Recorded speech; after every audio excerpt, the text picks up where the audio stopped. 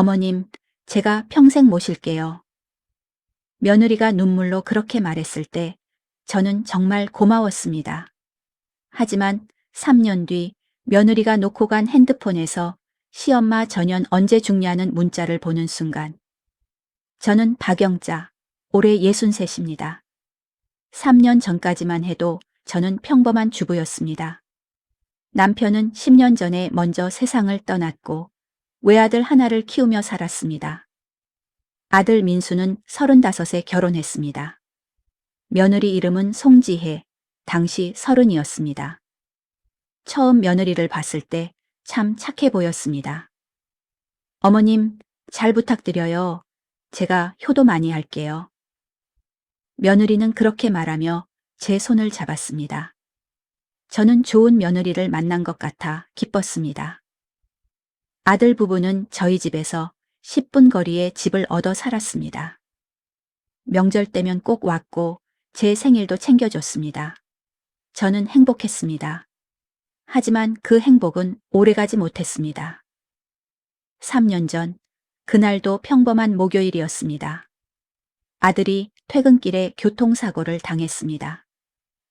음주운전 차량이 신호를 무시하고 달려들었고 아들은 그 자리에서 세상을 떠났습니다. 어머님, 며느리가 병원으로 달려왔습니다. 하지만 이미 늦었습니다. 아들은 연관실로 옮겨진 뒤였습니다. 며느리는 아들 얼굴을 보고 주저앉아 울었습니다. 여보, 여보. 저도 울었습니다. 외아들을 잃은 어미의 슬픔은 말로 표현할 수 없었습니다. 장례는 3일장으로 치렀습니다. 친척들이 왔다 갔고 아들 친구들도 조문을 왔습니다. 며느리는 3일 내내 눈물만 흘렸습니다. 밥도 제대로 안 먹고 물만 마셨습니다. 저는 며느리가 걱정됐습니다. 지혜야, 밥 좀 먹어라. 이러다 너까지 쓰러지겠다. 어머님, 저는 괜찮아요. 어머님이나 드세요. 며느리는 그렇게 말하며 제 손을 잡았습니다. 장례가 끝나고 집에 돌아왔습니다. 텅 빈 집이 너무 컸습니다. 저는 아들 방 앞에 서서 한참을 울었습니다. 그때 현관문이 열렸습니다. 며느리였습니다. 어머님, 지혜야, 왜 왔니? 너도 쉬어야지. 어머님 혼자 계시면 안 될 것 같아서요. 며느리가 제 옆에 앉았습니다. 어머님, 제가 있잖아요. 혼자 아니세요. 며느리가 제 손을 잡았습니다. 저는 그 손을 꽉 쥐었습니다. 그날 밤 며느리는 저희 집에서 잤습니다. 이틀 뒤 며느리가 짐을 들고 왔습니다. 어머님, 제가 여기서 살아도 될까요? 뭐? 어머님 혼자 계시면 너무 외로우실 것 같아서요. 그리고 저도 혼자 있기 힘들어요. 며느리의 눈에서 눈물이 흘렀습니다. 우리 집 가면 민수 오빠 생각만 나서 못 견디겠어요. 지혜야. 어머님, 제가 여기서 살면서 어머님 모실게요. 평생요. 저는 며느리를 꽉 안았습니다. 고맙다, 지혜야. 정말 고맙다. 그렇게 며느리와 저는 함께 살기 시작했습니다. 처음 몇 달은 정말 좋았습니다. 며느리는 아침마다 밥을 해줬고 저녁에는 함께 산책을 했습니다. 어머님, 오늘 날씨 좋네요. 산책 갈까요? 그래, 가자. 우리는 손을 잡고 동네를 걸었습니다. 이웃들이 보며 말했습니다. 영자 씨 며느리 참 효자네요. 그러게요. 요즘 저런 며느리 어디 있어요. 저는 뿌듯했습니다. 정말 좋은 며느리를 뒀다고 생각했습니다. 반년쯤 지났을 때 며느리가 말했습니다. 어머님, 제가 다시 일을 시작하려고요. 일을? 네. 집에만 있으니까 자꾸 우울한 생각이 들어서요. 일을 하면 좀 나을 것 같아요. 그래, 좋은 생각이야. 어떤 일 할 건데? 예전에 하던 회사로 다시 돌아가려고요. 며느리는 결혼 전에 무역회사에서 일했었습니다. 그래, 해봐. 엄마는 괜찮으니까. 감사해요, 어머님. 며느리는 다음 주부터 출근하기 시작했습니다. 아침 일찍 나가서 저녁 늦게 돌아왔습니다. 저는 혼자 집에 있는 시간이 많아졌습니다. 하지만 괜찮았습니다. 며느리가 행복해 보였으니까요. 1년쯤 지났을 때 며느리에게 이상한 점이 보이기 시작했습니다. 핸드폰을 자주 봤습니다. 밥 먹을 때도, TV 볼 때도 계속 핸드폰만 봤습니다. 지혜야, 무슨 일 있니? 아, 아니에요, 어머님. 회사 일이요. 그래? 힘들면 쉬어도 돼. 괜찮아요. 며느리는 그렇게 말하며 다시 핸드폰을 봤습니다. 그리고 가끔씩 밤늦게 외출했습니다. 어머님, 저 회사 사람들이랑 저녁 약속 있어서요. 이 늦은 밤에? 네, 거래처 사람들이라 어쩔 수 없어요. 며느리는 11시가 넘어서 돌아왔습니다. 술 냄새가 났습니다. 저는 조금 걱정됐지만 말하지 않았습니다. 며느리도 사회생활 하니까 이해해야겠다고 생각했습니다. 1년 반쯤 됐을 때 며느리가 말했습니다. 어머님, 제가 친구들이랑 주말에 여행 가려고요. 여행? 네. 대학 동창들이랑요. 오랜만에 만나기로 했어요. 그래, 가렴. 젊을 때 놀아야지. 감사해요, 어머님. 며느리는 금요일 저녁에 나가서 일요일 밤에 돌아왔습니다. 돌아왔을 때 얼굴이 환했습니다. 어머님, 다녀왔어요. 재미있었니? 네, 정말 오랜만에 웃었어요. 저는 며느리가 웃는 모습을 보니 기뻤습니다. 아들을 잃고 우울해하던 며느리가 조금씩 회복되는 것 같았습니다. 하지만 그 여행 이후로 며느리의 외출이 잦아졌습니다. 한 달에 한두 번씩 주말에 나갔습니다. 어머님, 이번 주말에도 친구들 만나고 올게요. 또? 네. 요즘 친구들이랑 취미 모임 하고 있어요. 무슨 취미? 등산이요. 며느리는 그렇게 말하며 나갔습니다. 저는 혼자 주말을 보냈습니다. 외롭긴 했지만 며느리가 행복하다니 괜찮았습니다. 2년쯤 됐을 때였습니다. 어느 토요일 아침이었습니다. 며느리가 급하게 나가며 말했습니다. 어머님, 저 회사에 급한 일 생겨서 나갔다 올게요. 토요일인데? 네, 갑자기 연락 왔어요. 며느리는 허겁지겁 나갔습니다. 그런데 핸드폰을 놓고 갔습니다. 거실 소파에 핸드폰이 있었습니다. 저는 며느리한테 전화하려고 했지만 며느리 번호를 몰랐습니다. 며느리 핸드폰으로만 연락했거든요. 나중에 오면 주지 뭐. 저는 그렇게 생각하고 설거지를 했습니다. 그때 며느리 핸드폰에서 소리가 났습니다. 삑삑. 문자 알림이었습니다. 저는 핸드폰을 보지 않으려 했습니다. 남의 핸드폰을 보는 건 예의가 아니니까요. 하지만 화면이 켜지면서 문자 내용이 보였습니다. 언니, 시엄마. 전현, 오늘도 집에 있어? 저는 그 순간 손에서 접시를 떨어뜨렸습니다. 저는 떨리는 손으로 핸드폰을 집어들었습니다. 화면에는 문자가 떠 있었습니다. 언니, 시엄마. 전현, 오늘도 집에 있어? 발신자는 미정 언니였습니다. 저는 숨이 막혔습니다. 시엄마 전현이라니. 며느리 친구가 저를 그렇게 부른다는 건 며느리도 평소에 저를 그렇게 불렀다는 뜻 아닌가요? 저는 주저앉았습니다. 핸드폰이 다시 울렸습니다. 삑삑. 또 문자가 왔습니다. 언니, 오늘 오빠랑 데이트 재미있게 해. 오빠라니. 며느리한테 오빠가 있나요? 며느리는 외동딸이라고 했는데 저는 떨리는 손으로 문자함을 열었습니다. 미정 언니와 주고받은 문자들이 쭉 나왔습니다. 스크롤을 올려봤습니다. 일주일 전. 미정. 언니, 오늘도 시엄마한테 효녀 연기 열심히 했어? 지혜. 커케이 당연하지. 아침에 죽도 끓여드렸어. 미정, 헐 진짜? 대단하다. 언니 연기력 카카. 지혜. 어쩌겠어. 조금만 참으면 되잖아. 미정. 그래도 언니 진짜 대단해. 나 같으면 못 버틸 듯. 지혜. 목표가 있으니까 참는 거지. 한 달 전. 미정. 언니, 시엄마 연금 얼마나 돼? 지혜. 한 달에 100만 원 좀 넘어. 미정. 오, 짭짤하네. 그거 언니가 관리하는 거야? 지혜. 응. 내가 통장 관리한다고 했더니 바로 줬어. 컥. 미정.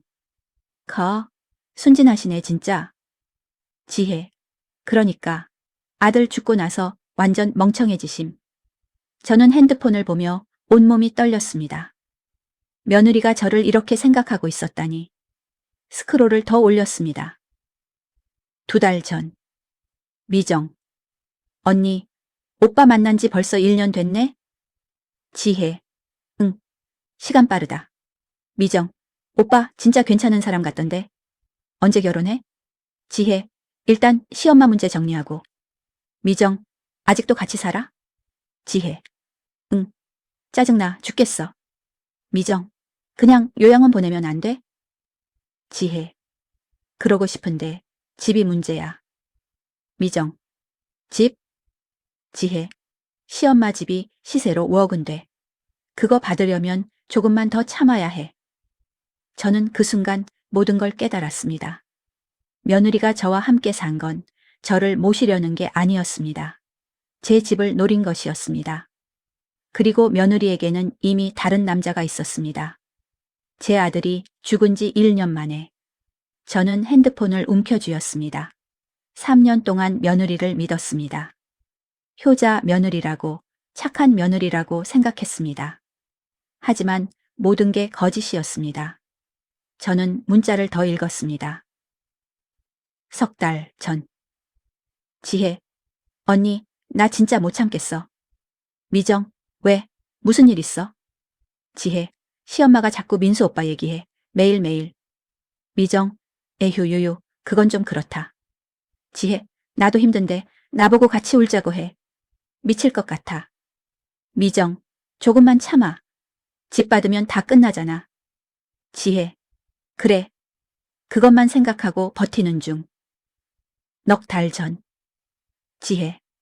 언니, 나 오늘 오빠 새 남자친구한테 프로포즈 받았어. 미정. 헐 대박. 축하해. 지혜. 고마워. H. 반지 진짜 예쁘다. 미정. 사진 보여줘. 지혜. 사진. 미정. 와, 대박. 카카.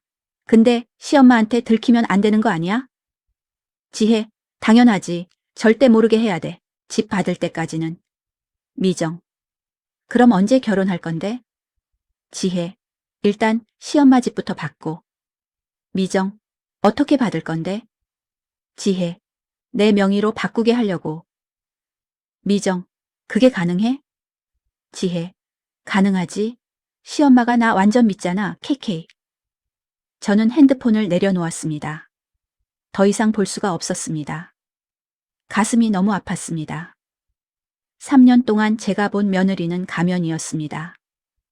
진짜 며느리는 제 집을 노리는, 제 연금을 노리는 그런 사람이었습니다.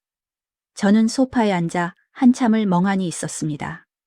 어떻게 해야 할까? 며느리한테 따져야 할까? 아니면 그냥 모른 척 해야 할까? 그때 현관문이 열렸습니다. 며느리가 돌아왔습니다. 어머님, 다녀왔어요. 며느리는 환하게 웃으며 들어왔습니다. 저는 그 웃음을 보며 소름이 돋았습니다. 3년 동안 저를 속인 그 웃음. 어머님, 왜 그러세요? 어디 아프세요? 며느리가 다가왔습니다. 아, 아니다. 괜찮아. 얼굴이 안 좋으신데 병원 갈까요? 괜찮다니까. 저는 일어서서 방으로 들어갔습니다. 며느리가 뒤에서 말했습니다. 어머님, 저 핸드폰 못 봤어요? 거실에 있다. 아, 찾았다. 감사해요. 며느리가 핸드폰을 들고 자기 방으로 들어갔습니다. 저는 제 방문을 닫고 침대에 주저앉았습니다. 어떻게 해야 할까? 경찰에 신고해야 할까? 하지만 뭐라고 신고하죠? 며느리가 절 속였다고요? 그건 범죄가 아니잖아요. 저는 한참을 생각했습니다. 그리고 결심했습니다. 며느리가 저를 속였다면 저도 며느리를 속이겠습니다. 며느리가 제 집을 노린다면 저는 그 계획을 이용하겠습니다. 며느리의 진짜 얼굴을 세상에 드러내겠습니다. 다음 날 아침 저는 평소처럼 행동했습니다. 지혜야, 밥 먹어라. 네, 어머님. 며느리도 평소처럼 웃으며 밥을 먹었습니다. 저는 며느리를 보며 생각했습니다. 저 가면 뒤에 숨은 진짜 얼굴을 꼭 드러내고 말겠어. 밥을 먹고 며느리가 출근 준비를 했습니다. 어머님, 다녀올게요. 그래, 조심히 다녀와. 며느리가 나간 후 저는 바로 움직였습니다. 며느리 방으로 들어갔습니다. 평소에는 절대 들어가지 않던 곳이었습니다. 방 안을 살펴봤습니다. 책상 위에 노트북이 있었습니다. 하지만 비밀번호가 걸려 있을 겁니다. 옷장을 열어봤습니다. 옷들이 가지런히 걸려 있었습니다. 옷을 하나씩 확인하다가 코트 주머니에서 뭔가 만져졌습니다. 꺼내보니 명함이었습니다. 강민호. 무역 23. 뒷면에 송을씨로 적혀 있었습니다. 자기야 사랑해. 민호. 이 사람이 며느리의 새 남자친구인가 봅니다. 저는 명함을 사진으로 찍었습니다. 그리고 다시 주머니에 넣어뒀습니다. 서랍을 열어봤습니다. 속옷들 사이에 작은 상자가 있었습니다. 열어보니 반지가 들어 있었습니다. 다이아몬드 반지였습니다. 문자에서 봤던 그 약혼 반지인 것 같았습니다. 저는 반지도 사진으로 찍었습니다. 그리고 더 찾아봤습니다. 책상 서랍 안쪽에서 통장을 발견했습니다. 제 이름으로 된 통장이었습니다. 제 연금 통장이었습니다. 며느리가 관리한다고 해서 맡긴 통장이었습니다. 통장을 펼쳐봤습니다. 입금 내역은 매달 100만 원씩 들어왔습니다. 하지만 출금 내역이 이상했습니다. 매달 50만 원씩 빠져나가고 있었습니다. 저는 그 돈을 생활비로 쓰는 줄 알았습니다. 하지만 출금 내역을 자세히 보니 다른 계좌로 이체되고 있었습니다. 며느리 개인 계좌로. 저는 사진을 찍었습니다. 증거를 모아야 했습니다. 며느리의 범죄를 증명할 증거를.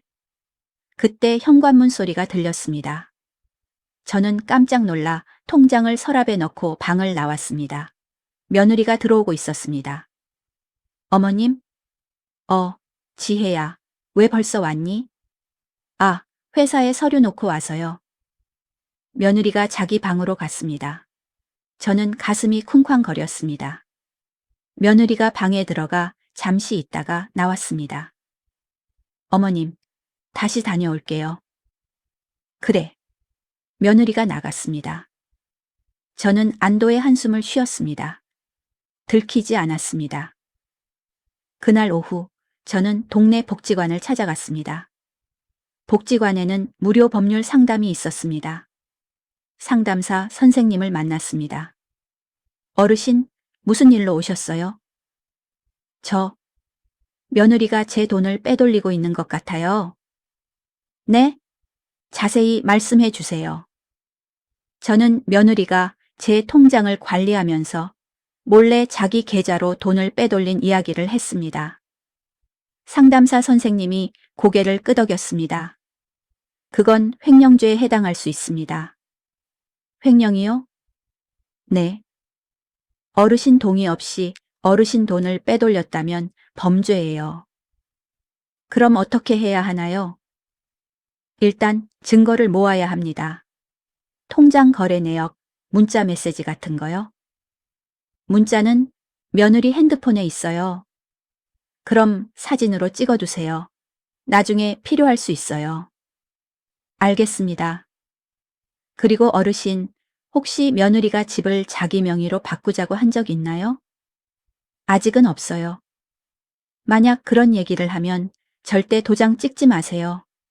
일단 저희한테 연락 주시고요. 네, 알겠습니다. 상담을 마치고 복지관을 나왔습니다. 저는 이제 무엇을 해야 할지 알았습니다. 증거를 모으고 때를 기다리는 겁니다. 며느리가 먼저 움직일 때까지. 이틀 후 며느리가 말했습니다. 어머님, 제가 할 말이 있어요. 뭔데? 며느리가 조심스럽게 말했습니다. 어머님, 혹시 집을 제 명의로 좀 바꿔주실 수 있을까요? 드디어 왔습니다. 저는 놀란 척했습니다. 집을 내 명의로? 왜? 아, 그게 세금 절약할 수 있거든요. 증여세가 지금이 제일 적대요. 며느리는 그럴듯하게 설명했습니다. 그리고 어머님, 나중에 어머님이 그러실 때를 대비해서요. 미리 정리해두면 좋잖아요. 그렇구나. 네. 어머님 생각해서 드리는 말씀이에요. 거짓말. 며느리는 자기 생각만 하고 있었습니다. 하지만 저는 모르는 척했습니다. 그래, 알았다. 네가 알아서 해라. 정말요? 감사해요, 어머님. 며느리가 환하게 웃었습니다. 그 웃음이 이제는 너무 가짜로 보였습니다. 그럼 제가 서류 준비할게요. 도장만 찍어주시면 돼요. 그래. 며느리는 기뻐하며 자기 방으로 들어갔습니다. 저는 복지관 상담사 선생님한테 전화했습니다. 선생님, 며느리가 집을 자기 명의로 바꾸자고 해요. 절대 도장 찍지 마세요. 내일 저희 사무실로 오세요. 제가 도와드릴게요. 감사합니다. 전화를 끊고 저는 생각했습니다. 이제 진짜 싸움이 시작되는 겁니다. 며느리의 가면을 벗기는 싸움이. 다음 날 아침 저는 복지관으로 갔습니다. 상담사 선생님이 변호사 한 분을 소개해 주셨습니다. 어르신, 이분이 김정민 변호사님이세요. 노인 인권 전문이십니다. 안녕하세요, 박영자 어르신. 변호사님은 40대 초반의 여자분이었습니다. 앉으세요. 자세한 얘기 들어볼게요. 저는 며느리가 제 돈을 빼돌린 이야기, 다른 남자와 사귀는 이야기, 그리고 집을 빼앗으려는 이야기를 모두 했습니다. 변호사님이 심각한 표정으로 고개를 끄덕였습니다. 어르신, 이건 단순한 가족 문제가 아니에요. 범죄예요. 범죄요? 네. 횡령죄, 사기죄, 그리고 노인학대죄까지 해당될 수 있어요. 노인학대요? 네. 어르신을 정서적으로 학대하고 재산을 착취한 거니까요. 변호사님이 노트북을 꺼냈습니다. 일단 증거를 정리해야 합니다. 어르신이 찍으신 사진들 보여주세요. 저는 핸드폰에서 며느리 문자 사진, 통장 사진, 약혼 반지 사진을 보여드렸습니다. 좋아요. 이 정도면 충분합니다. 그럼 이제 어떻게 해야 하나요? 일단 며느리가 진명의 이전 서류를 가져오면 절대 진짜 도장은 찍지 마세요. 그럼 뭘 찍어요? 가짜 도장을 준비하세요. 가짜요? 네. 비슷하게 생긴 도장을 하나 만드세요. 그걸로 찍으면 나중에 서류가 무효가 돼요. 아, 그리고 며느리가 그 서류를 법원에 제출하면 그때 저희가 움직일 거예요. 변호사님이 명함을 주셨습니다. 며느리가 이상하게 굴면 바로 연락 주세요. 제가 바로 달려갈게요. 감사합니다, 변호사님. 어르신, 힘드시겠지만 조금만 더 참으세요. 며느리가 더 큰 실수를 할 때까지요. 네, 알겠습니다. 복지관을 나오면서 저는 도장 가게로 갔습니다. 사장님, 도장 하나 만들어 주세요. 어떤 도장으로 드릴까요? 박영자라고 제 이름이요. 근데 제가 가지고 있는 진짜 도장이랑 비슷하게 만들어 주세요. 네, 알겠습니다. 이틀 후 가짜 도장을 받았습니다. 진짜 도장과 거의 똑같았습니다. 하지만 자세히 보면 글씨 획이 조금 달랐습니다. 저는 가짜 도장을 서랍 앞쪽에 넣어뒀습니다. 진짜 도장은 깊숙한 곳에 숨겼습니다. 사흘 후 며느리가 서류를 들고 왔습니다. 어머님, 명예 이전 서류 준비됐어요. 그래? 며느리가 서류를 펼쳤습니다. 여기 보세요. 이렇게 하면 증여세가 반으로 줄어요. 며느리는 자세히 설명했습니다. 하지만 저는 다 거짓말이라는 걸 알고 있었습니다. 그래, 알겠다. 그럼 여기 도장 찍어주시면 돼요. 며느리가 도장을 찾으려고 서랍을 열었습니다. 앞쪽에 있던 가짜 도장을 꺼냈습니다. 이거죠? 응, 그거. 며느리는 의심 없이 서류에 도장을 찍었습니다. 자, 끝났어요. 내일 법원에 제출할게요. 그래, 알아서 해라. 며느리가 서류를 들고 기뻐하며 나갔습니다. 저는 며느리가 나간 후 김정민 변호사님한테 전화했습니다. 변호사님, 며느리가 가짜 도장으로 서류에 날인했어요. 좋아요. 내일 법원에 제출하면 제가 바로 이해 신청 넣을게요. 네, 감사합니다. 다음 날 며느리는 아침 일찍 나갔습니다. 어머님, 법원 다녀올게요. 그래. 며느리가 나간 후 저는 김 변호사님한테 전화했습니다. 변호사님, 며느리가 지금 법원 갔어요. 알겠습니다. 제가 지금 바로 움직일게요. 2시간 후 며느리한테서 전화가 왔습니다. 어머님, 큰일 났어요. 왜? 무슨 일이니? 서류에 문제가 있대요. 도장이 진짜가 아니래요. 뭐? 어머님, 도장 잘못 찍으셨어요. 며느리의 목소리가 다급했습니다. 그래? 미안하다. 내가 실수했나 보다. 어머님, 다시 찍어야 해요. 빨리요. 응, 알았다. 며느리는 1시간 후 집으로 돌아왔습니다. 얼굴이 상기되어 있었습니다. 어머님, 도장 어디 있어요? 서랍에 있잖니? 아니요, 진짜 도장이요. 며느리가 초조하게 서랍을 뒤지기 시작했습니다. 하지만 진짜 도장은 찾을 수 없었습니다. 어머님, 도장이 2개예요? 응, 잘 모르겠는데. 어머님. 며느리가 처음으로 저한테 짜증을 냈습니다. 진짜 도장 어디 있는지 빨리 말씀해 주세요. 왜 그렇게 급하니? 아니, 그냥 빨리 처리하고 싶어서요. 며느리가 억지로 웃으려 했지만 눈빛은 차가웠습니다. 내가 찾아볼게. 저는 천천히 서랍을 뒤지는 척했습니다. 어? 여기 있네. 저는 가짜 도장을 또 꺼냈습니다. 이거 아니에요. 이건 아까 찍은 거라고요. 며느리가 소리를 질렀습니다. 그 순간 며느리의 가면이 벗겨지기 시작했습니다. 지혜야, 왜 그렇게 화를 내니? 죄송해요, 여모님. 제가 너무 급했네요. 며느리가 다시 미소를 지으려 했지만 얼굴이 일그러져 있었습니다. 천천히 찾아보자. 어디 있을까? 저는 일부러 느리게 움직였습니다. 며느리는 초조하게 저를 지켜봤습니다. 그때 제 핸드폰이 울렸습니다. 김정민 변호사님이었습니다. 어르신, 지금 괜찮으세요? 네. 며느리 옆에 있어요? 네. 그럼 제가 지금 어르신 집으로 갈게요. 30분 후에 도착합니다. 네, 알겠습니다. 전화를 끊었습니다. 며느리가 물었습니다. 누구예요? 아, 복지관에서 건강검진 받으러 오래. 지금요? 응. 어머님, 그럼 나중에 하면 안 돼요?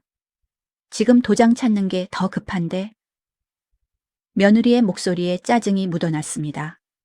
저는 며느리를 똑바로 쳐다봤습니다. 지혜야, 너 나한테 뭔가 숨기는 거 있니? 네? 무슨 말씀이세요? 왜 이렇게 급하니? 진명의 이전이 그렇게 급한 일이야? 아니요. 그냥 빨리 처리하고 싶어서요. 며느리가 눈을 피했습니다. 그때 초인종이 울렸습니다. 김정민 변호사님이었습니다. 며느리가 문을 열었습니다. 누구세요? 안녕하세요. 저는 김정민 변호사입니다. 박영자 어르신 계시죠? 며느리의 얼굴이 하얗게 질렸습니다. 변호사요? 네. 어르신이 저를 부르셨습니다. 변호사님이 안으로 들어왔습니다. 며느리가 저를 보며 물었습니다. 어머님, 이게 무슨 일이에요? 지혜야, 앉아라. 할 얘기가 있다. 저는 소파에 앉았습니다. 변호사님도 앉으셨습니다. 며느리는 서서 우리를 번갈아 봤습니다. 어르신, 제가 설명할까요? 네, 부탁합니다. 김정민 변호사님이 며느리를 보며 말했습니다. 송지혜 씨, 앉으세요. 네. 며느리가 떨리는 다리로 소파에 앉았습니다. 송지혜 씨, 당신은 지난 3년간 시어머니 박영자 씨의 연금을 횡령했습니다. 네? 그리고 시어머니를 속여 집 명의를 빼앗으려 했습니다. 저는 또한 망자가 된 남편이 죽은 지 1년 만에 다른 남자와 교제하며 재혼을 준비했습니다. 며느리의 얼굴이 점점 창백해졌습니다. 이 모든 것은 노인학대죄, 횡령죄, 사기죄에 해당됩니다. 아니에요. 저는 그런 적 없어요. 며느리가 소리쳤습니다. 변호사님이 서류를 꺼냈습니다. 그럼 이건 뭡니까? 어르신 통장에서 매달 50만 원씩 당신 계좌로 이체한 기록입니다. 그건 생활비예요. 생활비를 당신 개인 계좌로 이체합니까? 그리고 이건 뭡니까? 변호사님이 사진을 꺼냈습니다. 며느리가 친구와 주고받은 문자 사진이었습니다. 시엄마, 전현 언제 죽냐? 며느리가 그 사진을 보고 얼굴이 새하얗게 질렸습니다. 이건 어떻게? 어르신께서 우연히 보셨습니다. 당신이 핸드폰을 놓고 간 날 말입니다. 며느리가 저를 보며 말했습니다. 어머님이 제 핸드폰을 봤어요? 그래, 봤다. 어머님. 며느리의 눈에서 눈물이 흘렀습니다. 하지만 저는 더 이상 속지 않았습니다. 지혜야, 3년 동안 날 속였지? 아니에요, 어머님. 시엄마 전현이라고 했지? 나를 그렇게 생각했지? 어머님, 그건 제가 잠깐 화가 나서. 잠깐? 3년 동안 잠깐이었어? 저는 처음으로 목소리를 높였습니다. 나는 널 믿었어. 내 아들을 잃은 슬픔을 너랑 나눴어. 근데 너는 뭐 했어? 다른 남자 만나고 내 돈 훔치고 내 집 빼앗으려 하고. 어머님, 죄송해요. 이제 와서 사과해도 소용없어. 저는 며느리를 똑바로 쳐다봤습니다. 당장 짐 싸서 나가. 어머님, 안 나가면 경찰 부를 거야. 김정민 변호사님이 거들었습니다. 송지혜 씨, 어르신 말씀대로 하세요. 안 그러면 저희가 정식으로 고소할 겁니다. 며느리는 한참을 울다가 천천히 일어났습니다. 알겠어요. 며느리가 자기 방으로 들어가 짐을 쌌습니다. 1시간 후 며느리는 캐리어를 끌고 나왔습니다. 현관 앞에서 며느리가 마지막으로 말했습니다. 어머님, 정말 미안해요. 제가 잘못했어요. 나가. 어머님, 빨리 나가. 며느리는 문을 열고 나갔습니다. 문이 닫히는 소리가 들렸습니다. 저는 그 자리에 주저앉았습니다. 3년이 이렇게 끝났습니다. 며느리가 나간 지 일주일이 지났습니다. 저는 혼자 조용히 지냈습니다. 김정민 변호사님이 가끔 전화해서 안부를 물었습니다. 어르신, 괜찮으세요? 네, 괜찮습니다. 혹시 며느리한테 연락 온 거 없어요? 없어요. 그럼 다행이네요. 조금만 더 조심하세요. 네, 알겠습니다. 하지만 평화는 오래가지 않았습니다. 이틀 후 집 앞에 낯선 남자가 나타났습니다. 초인종을 눌렀습니다. 누구세요? 안녕하세요. 저는 강민호라고 합니다. 지혜 약혼자예요. 며느리의 새 남자친구였습니다. 저는 문을 열지 않았습니다. 무슨 일이세요? 어머님, 잠깐 문 좀 열어주세요. 할 말이 있어서요. 할 말 없어요. 돌아가세요. 어머님, 제발요. 5분만 시간 주세요. 남자의 목소리가 간절했습니다. 저는 잠시 망설이다가 문을 열었습니다. 강민호는 40대 초반으로 보였습니다. 정장을 입고 있었고 손에는 과일 바구니를 들고 있었습니다. 어머님, 처음 뵙겠습니다. 들어오세요. 남자가 거실로 들어왔습니다. 소파에 앉으며 과일 바구니를 내려놓았습니다. 어머님, 지혜한테 들었습니다. 많이 힘드셨죠? 제가 사과 드리러 왔어요. 사과요? 네. 지혜가 어머님한테 잘못한 건 저도 알고 있어요. 강민호가 고개를 숙였습니다. 하지만 어머님, 지혜도 나름대로 이유가 있었어요. 무슨 이유요? 지혜가 많이 힘들었어요. 남편 잃고 혼자 남아서. 나도 아들 잃고 혼자 남았어요. 알아요. 근데 지혜는 어머님을 진짜 모시고 싶었어요. 처음에는요. 강민호가 눈을 들어 저를 봤습니다. 근데 어머님이 매일 돌아가신 아들 얘기만 하시니까 지혜가 견딜 수 없었대요. 지혜도 슬픈데 위로는커녕 같이 울자고만 하시니까요. 저는 할 말이 없었습니다. 실제로 저는 며느리한테 아들 얘기를 많이 했습니다. 그래서 지혜가 저를 만났어요. 위로가 필요했던 거죠. 그래서 내 돈을 훔쳐도 돼요? 그건 아니죠. 지혜가 잘못했어요. 강민호가 다시 고개를 숙였습니다. 그래서 제가 왔습니다. 어머님한테 빼돌린 돈 제가 다 갚을게요. 뭐라고요? 지혜가 빼돌린 돈이 얼마예요? 2천만 원쯤 되나요? 제가 2천만 원 드릴게요. 대신 지혜를 용서해 주세요. 저는 어이가 없었습니다. 돈으로 해결하려고요? 아니요, 그게 아니라 나가세요. 어머님, 빨리 나가요. 저는 소리쳤습니다. 강민호가 일어섰습니다. 어머님, 생각해 보세요. 2천만 원이면 나가라니까요. 강민호는 결국 나갔습니다. 하지만 현관 앞에서 마지막으로 말했습니다. 어머님, 후회하실 거예요. 지혜는 좋은 애예요. 어머님이 너무 이기적이셨던 거예요. 문이 닫혔습니다. 저는 소파에 주저앉았습니다. 제가 이기적이었다고요? 아들을 잃은 엄마가 슬픔을 표현하는 게 이기적인가요? 이틀 후, 이번에는 며느리 엄마가 찾아왔습니다. 어머님, 저 지혜 엄마예요. 들어오세요. 며느리 엄마는 60대 초반으로 보였습니다. 거실에 앉자마자 무릎을 꿇었습니다. 어머님, 우리 지혜 용서해 주세요. 일어나세요. 아니에요. 제가 잘못 키웠어요. 다 제 잘못이에요. 며느리 엄마가 울기 시작했습니다.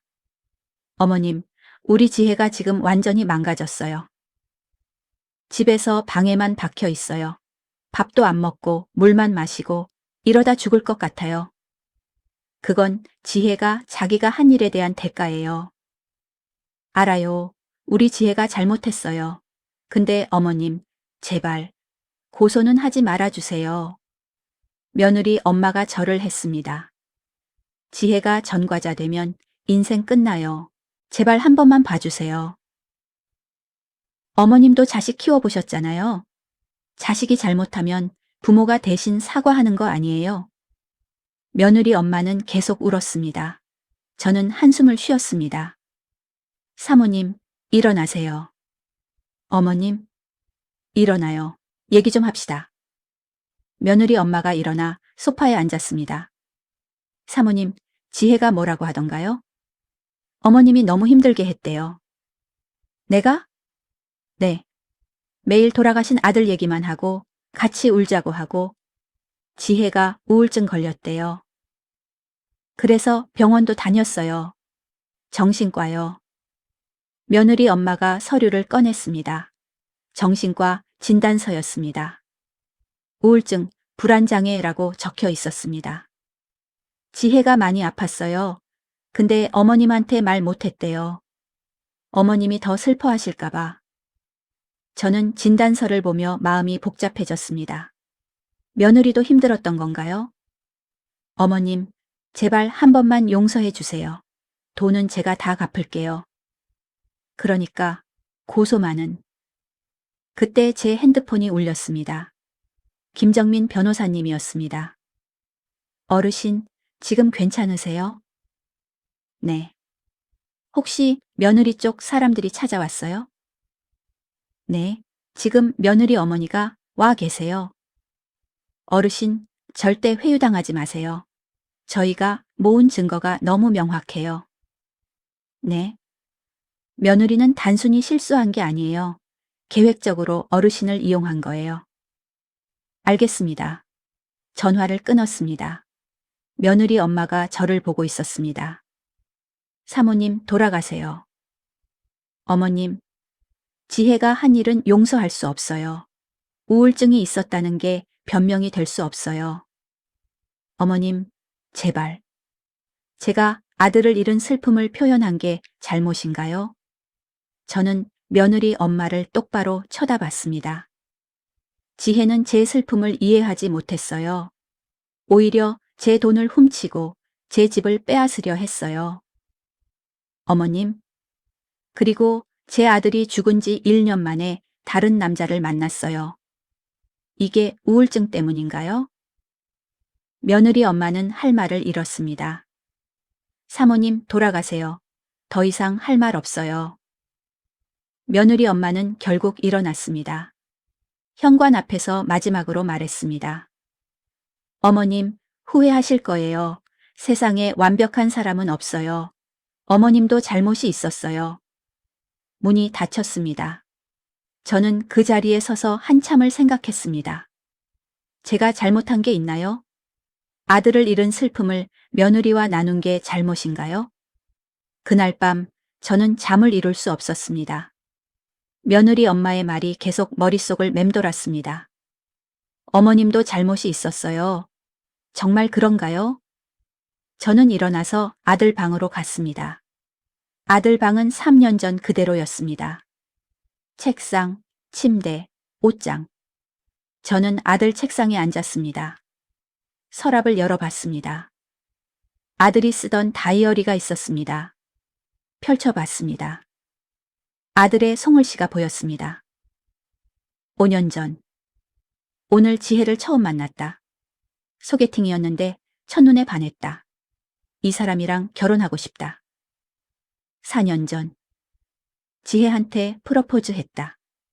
그녀가 울면서 좋다고 했다. 세상에서 제일 행복하다. 3년 전. 엄마가 요즘 많이 외로워하신다. 지혜랑 자주 찾아뵈어야겠다. 3년 전, 사고 일주일 전. 지혜가 요즘 피곤해 보인다. 엄마 모시느라 힘든가 보다. 미안하다, 지혜야. 내가 더 잘할게. 저는 다이어리를 읽으며 눈물이 났습니다. 아들은 며느리를 정말 사랑했습니다. 그리고 며느리도 처음에는 아들을 사랑했을 겁니다. 그런데 언제부터 잘못된 걸까요? 저는 다이어리를 덮었습니다. 그리고 생각했습니다. 며느리가 변한 건 혹시 제 잘못도 있는 건 아닐까요? 다음 날 아침 저는 김정민 변호사님한테 전화했습니다. 변호사님, 저 질문 하나만 할게요. 네, 어르신. 제가 며느리한테 잘못한 게 있을까요? 무슨 말씀이세요? 며느리 엄마가 그러던데 제가 며느리를 힘들게 했대요. 매일 아들 얘기만 하고 같이 울자고 하고 전화기 너머로 잠시 침묵이 흘렀습니다. 어르신은 잘못이 없어요. 하지만 아들을 잃은 엄마가 슬픔을 표현하는 건 당연한 거예요. 며느리가 그걸 이해했어야죠. 근데 며느리도 힘들었을 거 아니에요. 힘들었다고 해서 어르신 돈을 훔쳐도 되나요? 집을 빼앗아도 되나요? 어르신, 회유당하지 마세요. 며느리 쪽에서 지금 어르신 마음을 흔들려고 하는 거예요. 네. 며느리가 정말 뉘우친다면 먼저 어르신한테 와서 무릎 꿇고 사과해야 해요. 다른 사람 시켜서 변명하는 게 아니라요. 변호사님 말이 맞았습니다. 며느리는 한 번도 직접 사과하러 오지 않았습니다. 알겠습니다, 변호사님. 어르신, 힘내세요. 우리가 이길 거예요. 전화를 끊었습니다. 하지만 마음은 여전히 무거웠습니다. 이틀 후 또 초인종이 울렸습니다. 이번에는 누구일까요? 문을 열어보니 며느리였습니다. 3년 만에 보는 며느리는 많이 야위어 있었습니다. 어머님, 왜 왔니? 어머님, 죄송해요. 정말 죄송해요. 며느리가 무릎을 꿇었습니다. 현관 앞에서 차가운 바닥에. 제가 잘못했어요. 다 제 잘못이에요. 며느리가 울기 시작했습니다. 하지만 저는 더 이상 속지 않을 겁니다. 이것도 연기일지 모르니까요. 며느리는 현관 바닥에 무릎을 꿇은 채 계속 울었습니다. 어머님, 제발 용서해 주세요. 저는 며느리를 내려다봤습니다. 3년 전 이 며느리가 처음 우리 집에 왔을 때가 생각났습니다. 어머님, 잘 부탁드려요. 그때도 이렇게 울었었죠. 지혜야, 일어나. 어머님, 일어나서 안으로 들어와. 며느리가 천천히 일어났습니다. 거실로 들어와 소파 끝에 조심스럽게 앉았습니다. 저는 며느리 맞은편에 앉았습니다. 지혜야, 왜 왔니? 어머님한테 사과하러 왔어요. 사과? 네. 제가 정말 잘못했어요. 며느리가 고개를 숙였습니다. 어머님 돈 훔친 것도, 집 빼앗으려 한 것도 다 제 잘못이에요. 변명하지 않을게요. 제가 나쁜 년이었어요. 며느리의 목소리가 떨렸습니다. 저는 며느리를 가만히 지켜봤습니다. 3년 동안 완벽한 연기를 했던 사람입니다. 지금도 연기하고 있는 건 아닐까요? 지혜야, 진심이니? 네, 어머님, 진심이에요. 며느리가 저를 똑바로 봤습니다. 저 정말 반성하고 있어요. 제가 어머님한테 너무 큰 죄를 지었어요. 그래서 어머님이 고소하시면 제가 다 받아들일게요. 며느리가 눈물을 닦았습니다. 근데 한 가지만 부탁드려도 될까요? 뭔데? 제가 훔친 돈 다 갚을게요. 시간 좀 주시면 꼭 갚을게요. 얼마나 걸리는데? 2천만 원이니까. 1년이면 갚을 수 있을 것 같아요. 며느리가 조심스럽게 말했습니다. 그러니까 고소만은 제발 취하해 주세요. 저는 며느리를 보며 생각했습니다. 역시 고소가 두려워서 온 거군요. 지혜야, 한 가지만 물어볼게. 네, 어머님. 너 지금도 민호 씨 만나고 있니? 며느리의 얼굴이 굳었습니다. 아니요. 거짓말하지 마. 정말이에요, 어머님. 헤어졌어요. 며느리가 급하게 말했습니다. 이 일 때문에 민호 오빠도 저한테 실망했어요. 그래서 헤어졌어요. 저는 며느리를 가만히 쳐다봤습니다. 그래? 그럼 약혼 반지는? 버렸어요? 정말? 네. 며느리가 고개를 끄덕였습니다.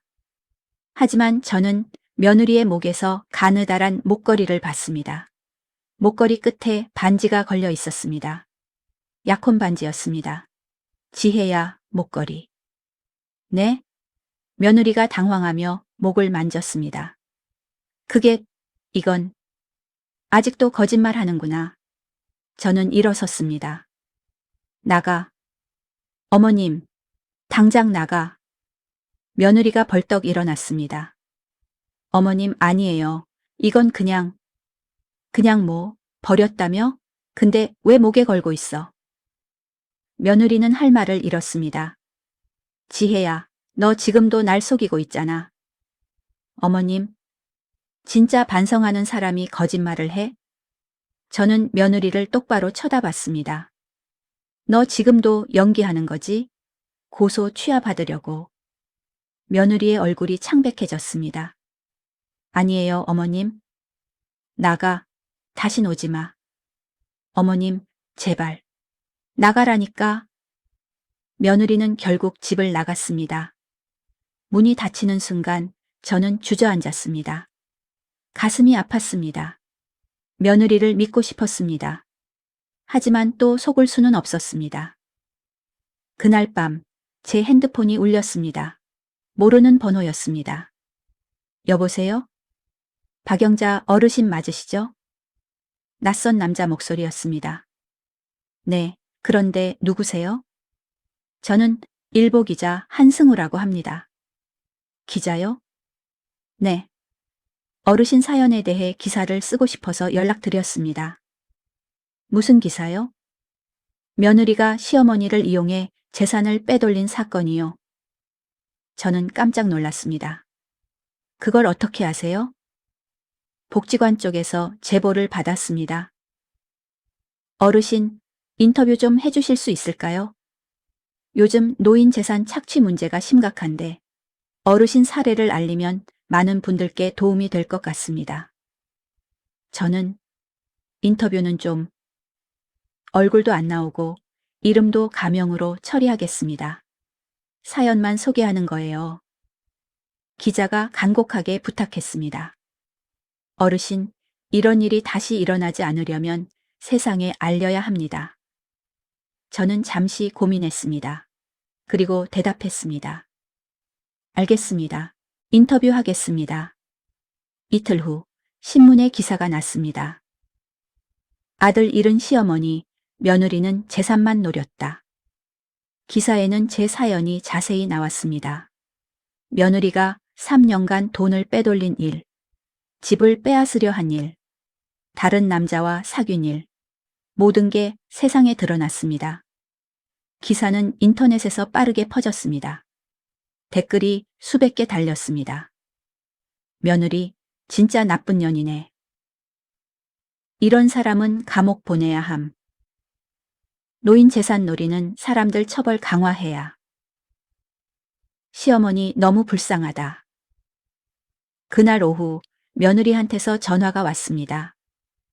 어머님, 며느리의 목소리가 떨렸습니다. 어머님, 이게 무슨 짓이세요? 무슨 짓? 신문 기사요. 어머님이 기자한테 인터뷰하셨죠? 그래, 했어. 어머님, 어떻게 이러실 수 있어요? 며느리가 울부짖었습니다. 저 이제 회사도 못 다녀요. 사람들이 다 알아요. 그게 내 잘못이야? 어머님, 너 혼자 조용히 살고 싶었으면 진짜로 반성했어야지. 거짓말하지 말았어야지. 저는 차갑게 말했습니다. 지혜야, 넌 끝까지 날 속이려 했어. 그러니까 이제 세상이 너를 심판하는 거야. 어머님, 제발. 다신 전화하지 마. 저는 전화를 끊었습니다.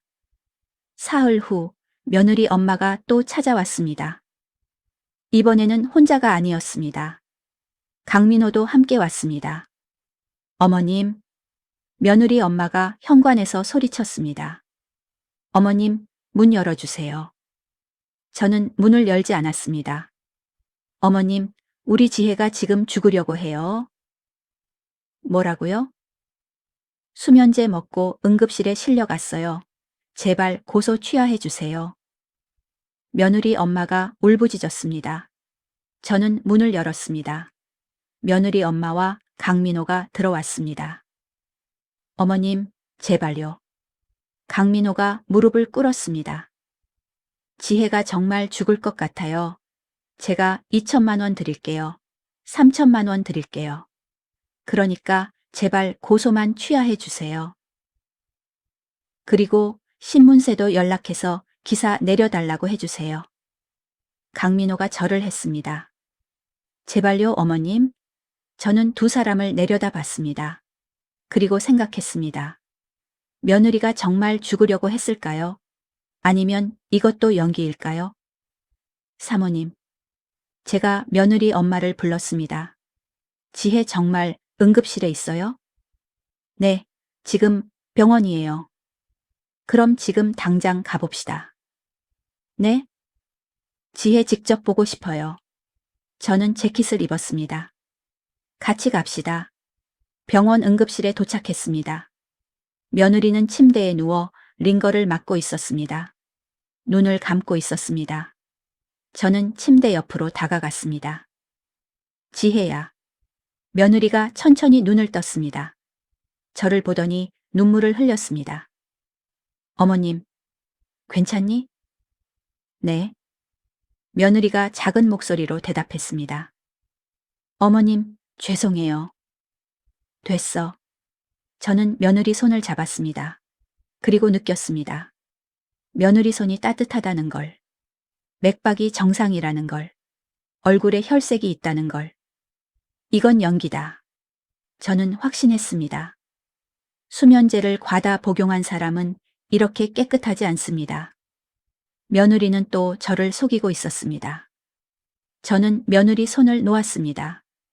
그리고 밖으로 나왔습니다. 의사 선생님을 찾았습니다.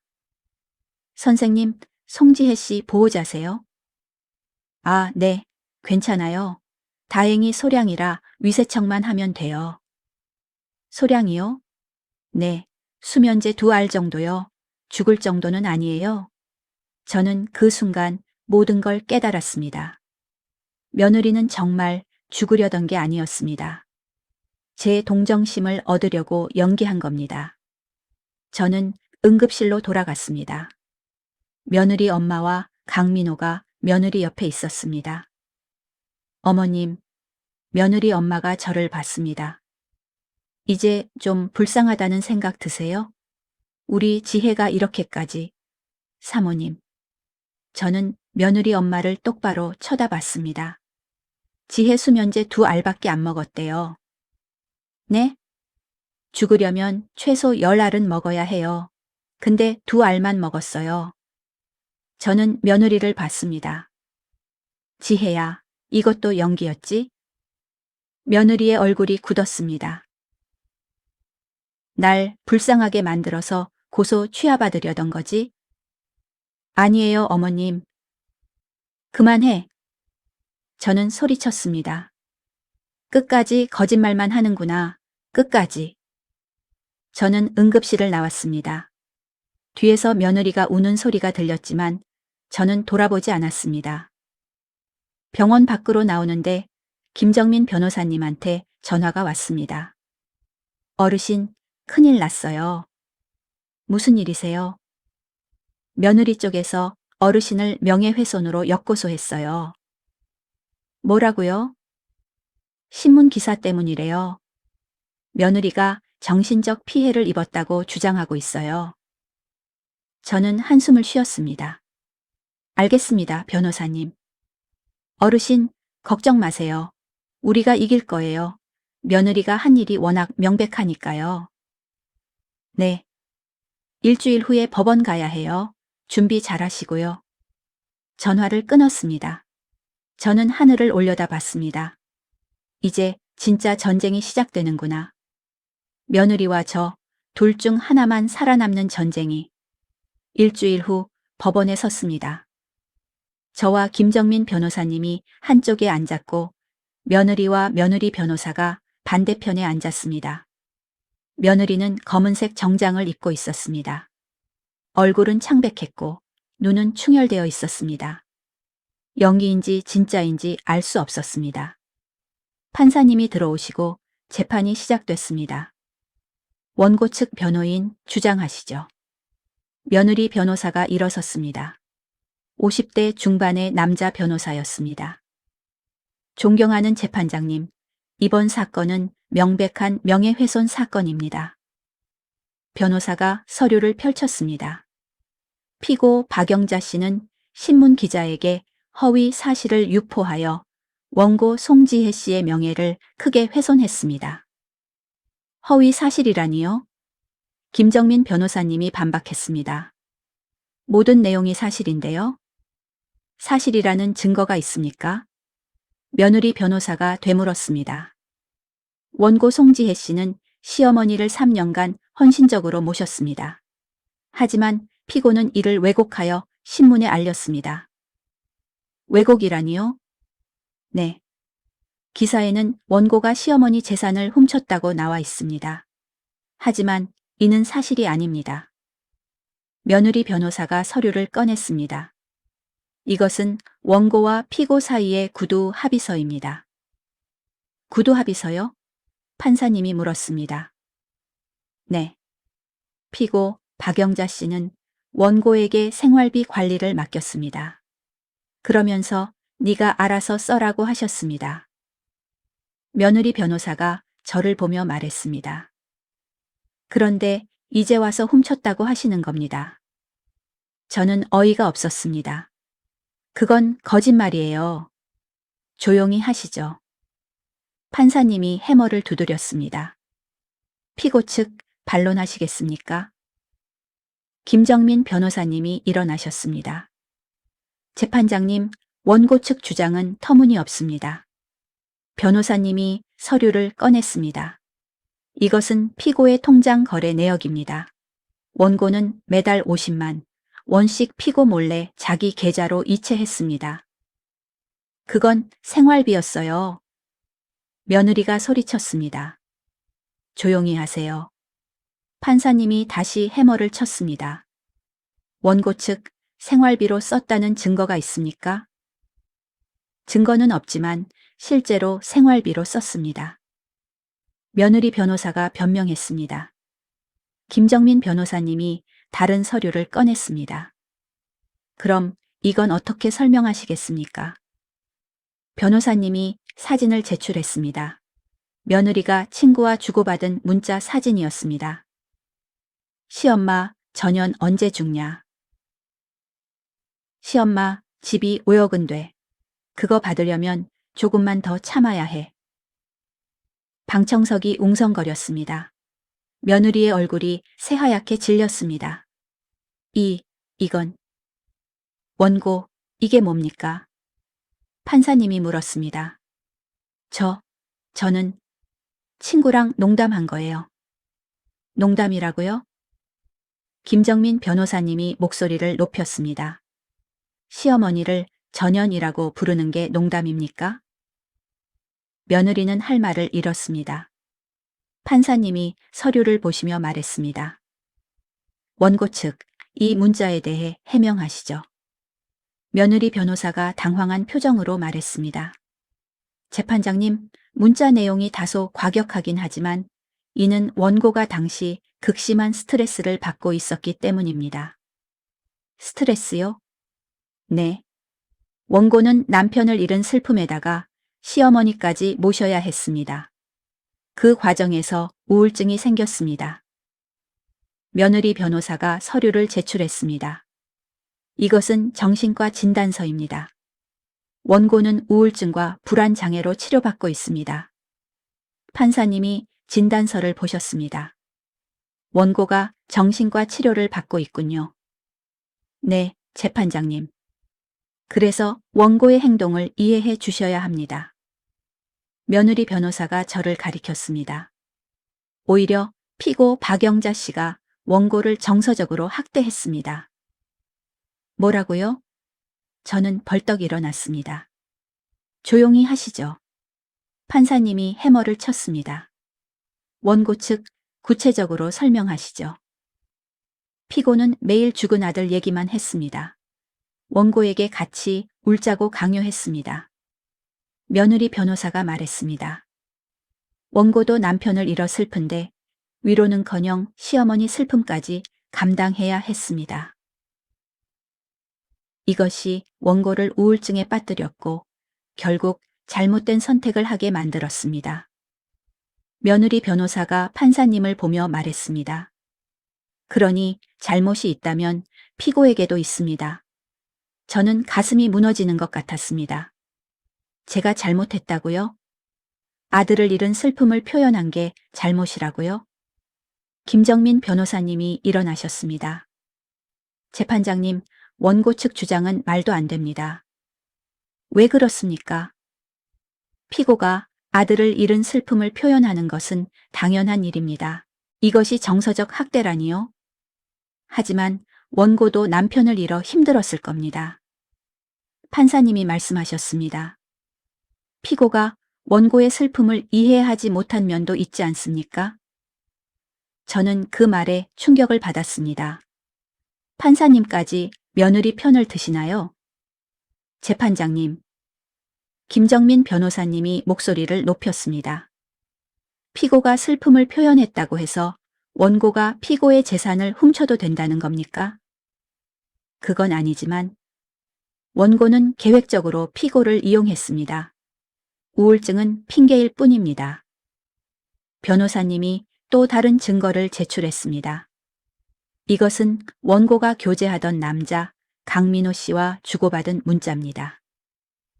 일단 시엄마 집부터 받고 시엄마 문제 정리하고 결혼하자. 방청석이 또 웅성거렸습니다. 원고는 남편이 죽은 지 1년 만에 다른 남자를 만났습니다. 그리고 재혼을 계획했습니다. 이게 우울증 때문입니까? 아니면 계획적인 범죄입니까? 며느리가 고개를 떨구었습니다. 며느리 변호사도 할 말을 잃었습니다. 판사님이 말씀하셨습니다. 양측 주장을 잘 들었습니다. 잠시 휴정하겠습니다. 휴정 시간 동안 저는 복도에 앉아 있었습니다. 김정민 변호사님이 옆에 앉으셨습니다. 어르신, 잘 될 거예요? 정말요? 네. 우리 증거가 훨씬 강해요. 하지만 저는 불안했습니다. 판사님이 며느리 편을 드는 것 같았으니까요. 그때 며느리가 다가왔습니다. 어머님, 뭐 하러 왔어? 어머님, 제발 합의해요. 며느리가 눈물을 흘렸습니다. 제가 잘못했어요. 2천만 원 다 갚을게요. 그러니까 제발. 안 돼. 어머님, 너 지금까지 날 속였잖아. 어떻게 믿어? 진심이에요, 어머님. 정말. 됐어. 법원이 판단할 거야. 저는 며느리를 외면했습니다. 며느리는 한참을 서 있다가 돌아갔습니다. 30분 후 재판이 재개됐습니다. 판사님이 말씀하셨습니다. 판결 전에 양측에게 마지막으로 할 말이 있는지 묻겠습니다. 며느리 변호사가 일어섰습니다. 재판장님, 원고는 진심으로 뉘우치고 있습니다. 원고는 잘못을 인정하고 피고에게 훔친 돈을 모두 갚겠다고 약속했습니다. 며느리 변호사가 저를 보며 말했습니다. 그러니 피고께서도 원고를 용서해 주시길 바랍니다. 김정민 변호사님이 일어나셨습니다. 재판장님, 원고는 이미 여러 번 거짓말을 했습니다. 진심으로 뉘우친다면 진작에 자수했어야 합니다. 법원까지 와서야 뉘우친다는 건 믿을 수 없습니다. 변호사님이 저를 보며 말했습니다. 피고는 3년간 원고를 믿었습니다. 하지만 원고는 그 믿음을 배신했습니다. 판사님이 고개를 끄덕이셨습니다. 마지막으로 피고와 원고가 직접 할 말이 있으면 하시죠. 며느리가 일어섰습니다. 어머님, 며느리가 저를 보며 말했습니다. 저 정말 잘못했어요. 어머님한테 용서받을 자격 없는 거 알아요. 하지만 어머님, 저도 힘들었어요. 정말 힘들었어요. 며느리가 울기 시작했습니다. 민수 오빠 죽고 저도 세상이 무너졌어요. 근데 어머님은 저한테 위로를 구하셨어요. 저는 감당이 안 됐어요. 며느리가 눈물을 닦았습니다. 그래도 어머님 재산을 훔친 건 제 잘못이에요. 다 갚을게요. 그러니까 제발 용서해 주세요. 며느리가 절을 했습니다. 방청석이 조용해졌습니다. 판사님이 저를 보셨습니다. 피고, 할 말 있습니까? 저는 천천히 일어섰습니다. 그리고 며느리를 똑바로 쳐다봤습니다. 지혜야, 너 지금도 거짓말하고 있지? 어머님, 너 진짜로 뉘우치는 거 맞아? 네, 어머님. 그럼 왜 아직도 약혼 반지를 목에 걸고 있어? 며느리의 얼굴이 굳었습니다. 너 아직도 민호 씨 만나고 있잖아. 나한테 헤어졌다고 거짓말했지? 며느리는 대답하지 못했습니다. 저는 판사님을 보며 말했습니다. 재판장님, 며느리는 끝까지 거짓말만 합니다. 저는 용서할 수 없습니다. 법이 정의를 실현해 주시길 바랍니다. 저는 다시 앉았습니다. 며느리는 그 자리에 서서 울기만 했습니다. 판사님이 말씀하셨습니다. 양측 진술을 모두 들었습니다. 일주일 후 판결을 내리겠습니다. 판사님이 해머를 내리쳤습니다. 패정. 법원을 나오는데 며느리 엄마가 저를 막아섰습니다. 어머님, 왜 이러세요? 우리 지혜도 불쌍한 애예요. 왜 끝까지 몰아붙이세요? 사모님, 비켜주세요. 어머님도 너무하세요. 며느리 엄마가 소리쳤습니다. 아들 잃은 슬픔을 지혜한테 다 쏟아내고 이제 와서 피해자인 척 하시면 어떡해요? 어머님도 잘못이 있어요. 인정하세요. 저는 며느리 엄마를 똑바로 쳐다봤습니다. 사모님, 제가 아들 잃은 슬픔을 표현한 게 잘못인가요? 그게 아니라, 그럼 뭐가 잘못이에요? 말해보세요. 며느리 엄마는 할 말을 잃었습니다. 저는 며느리 엄마를 지나쳐 걸어갔습니다. 집에 돌아와서 저는 소파에 주저앉았습니다. 재판이 어떻게 될까요? 이길 수 있을까요? 아니면 제가 잘못했다고 판결이 날까요? 저는 불안했습니다. 일주일이 너무 길게 느껴졌습니다. 그 일주일 동안 저는 거의 잠을 못 잤습니다. 재판 결과가 어떻게 나올지 너무 불안했습니다. 김정민 변호사님은 걱정 마세요 라고 했지만 판사님이 며느리에게 동정적이었던 게 계속 신경 쓰였습니다. 판결일 아침, 저는 일찍 일어나 법원으로 갔습니다.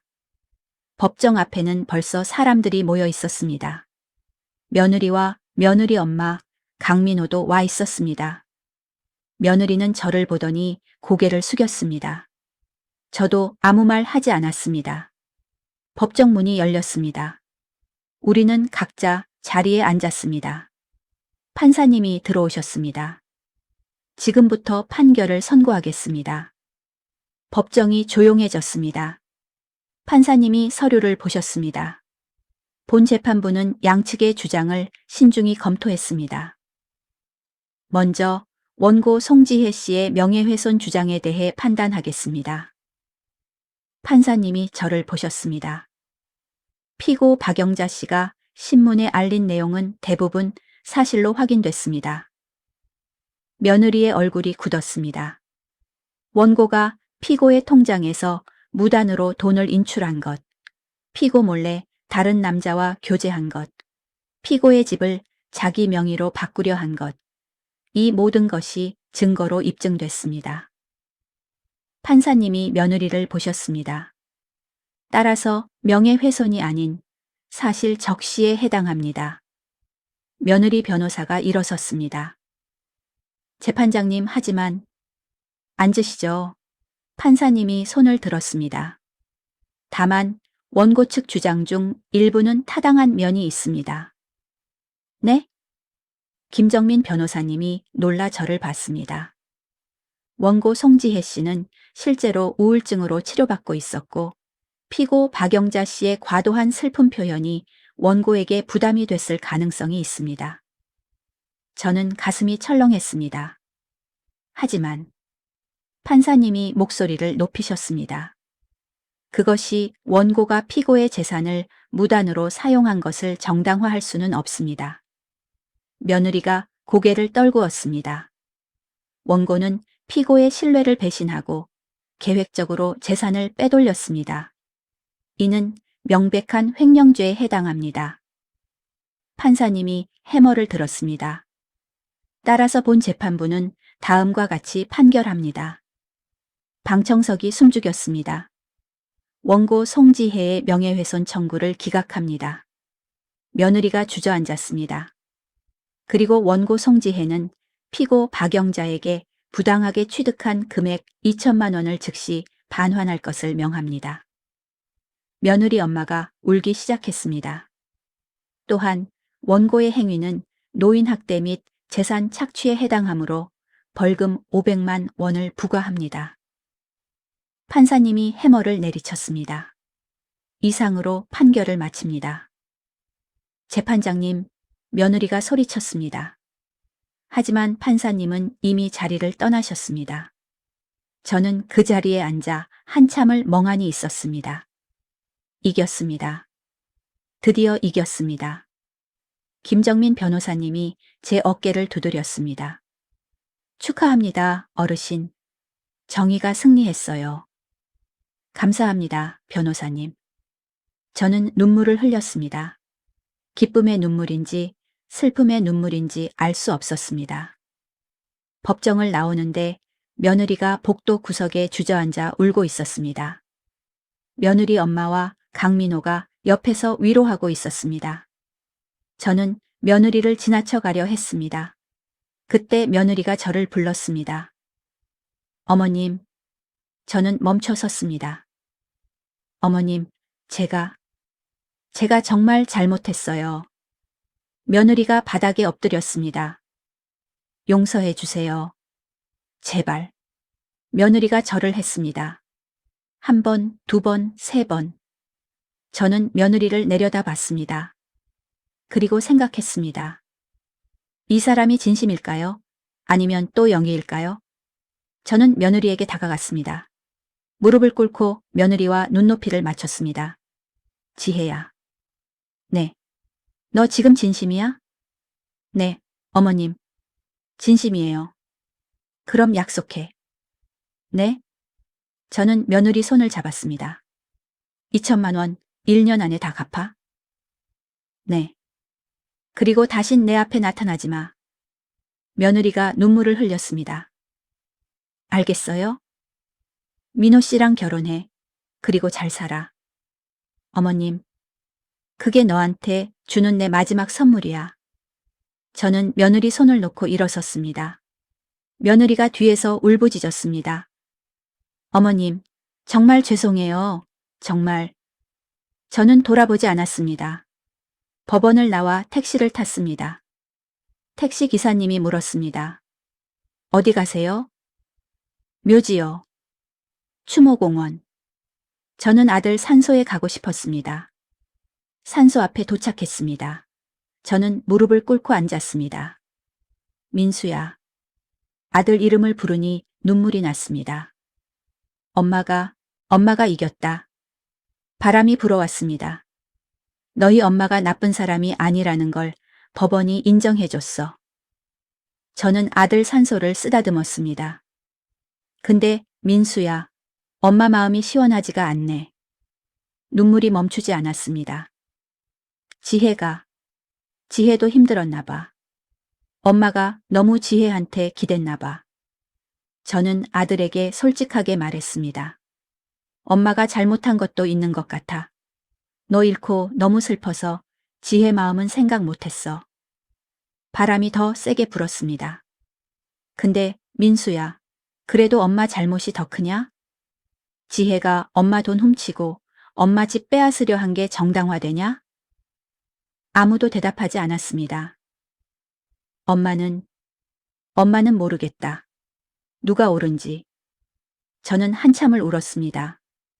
울다가 가방에서 뭔가를 꺼냈습니다. 며느리가 3년 전 처음 우리 집에 왔을 때 찍은 사진이었습니다. 사진 속 며느리는 환하게 웃고 있었습니다. 그 미소가 진짜였을까요? 아니면 그때부터 가짜였을까요? 저는 사진을 아들 산소 앞에 놓았습니다.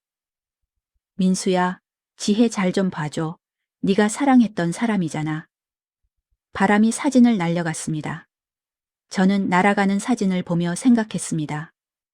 이제 정말 끝났구나. 며느리와의 3년이. 집으로 돌아오는 길에 저는 동네 슈퍼에 들렀습니다. 사장님, 소주 한 병 주세요. 영자 씨, 무슨 일 있어요? 술은 왜? 오늘 좋은 일 있어서요. 저는 소주를 사서 집에 왔습니다. 텅 빈 거실에 앉아 소주잔을 따랐습니다. 건배. 혼자 건배하고 소주를 마셨습니다. 쓰디쓴 맛이 목구멍을 타고 내려갔습니다. 저는 두 번째 잔을 따랐습니다. 지혜야, 너도 힘들었겠지. 혼자 중얼거렸습니다. 근데 그래도 그렇지. 엄마 돈을 훔치면 안 되는 거야. 세 번째 잔을 마셨습니다. 엄마도 미안해. 너한테 너무 기댔어. 네 번째 잔. 그래도 엄마는 널 미워하지 않아. 너도 피해자니까. 다섯 번째 잔. 저는 취했습니다. 소파에 누워 천장을 바라봤습니다. 천장이 빙글빙글 돌았습니다. 나는 잘한 걸까? 잘못한 걸까? 그 생각을 하다가 저는 잠들었습니다. 다음 날 아침 누군가 문을 두드렸습니다. 누구세요? 택배요. 문을 열었더니 택배 기사님이 상자를 들고 계셨습니다. 박영자님 맞으시죠? 네. 여기 사인해 주세요. 저는 사인하고 상자를 받았습니다. 보내는 사람은 송지혜였습니다. 저는 상자를 열었습니다. 안에는 현금 뭉치가 들어 있었습니다. 그리고 편지 한 장. 어머님께 2천만 원 중 500만 원입니다. 나머지는 매달 100만 원씩 갚겠습니다. 제가 3년간 훔친 돈 한 푼도 빠짐없이 갚겠습니다. 어머님, 정말 죄송합니다. 저는 어머님 말씀대로 민호 오빠와 결혼해서 잘 살겠습니다. 그리고 다신 어머님 앞에 나타나지 않겠습니다. 어머님, 건강하세요. 지혜. 저는 편지를 읽으며 눈물이 났습니다. 며느리가 정말 돈을 갚기 시작했습니다. 진심으로 뉘우치는 걸까요? 아니면 그냥 법원 판결 때문일까요? 저는 알 수 없었습니다. 하지만 한 가지는 확실했습니다. 이제 정말 끝났다는 것. 며느리와 저의 인연이. 저는 현금을 세어봤습니다. 정확히 500만 원이었습니다. 저는 돈을 통장에 넣으러 은행에 갔습니다. 은행 창구 직원이 물었습니다. 어르신, 어디서 이렇게 큰 돈이 생기셨어요? 며느리한테 받았어요. 아, 효자 며느리시네요. 저는 쓸쓸하게 웃었습니다. 그런가요? 그날 저녁, 저는 또 아들 산소에 갔습니다. 민수야, 지혜가 돈 갚기 시작했어. 바람이 불었습니다. 진심인 것 같아. 근데 엄마는 마음이 복잡해. 저는 산소 앞에 앉았습니다. 엄마가 너무 매정했나? 지혜 좀 더 이해했어야 했나? 하늘에서 별이 빛났습니다. 아니면 엄마가 잘한 걸까? 그때 휴대폰이 울렸습니다. 김정민 변호사님이었습니다.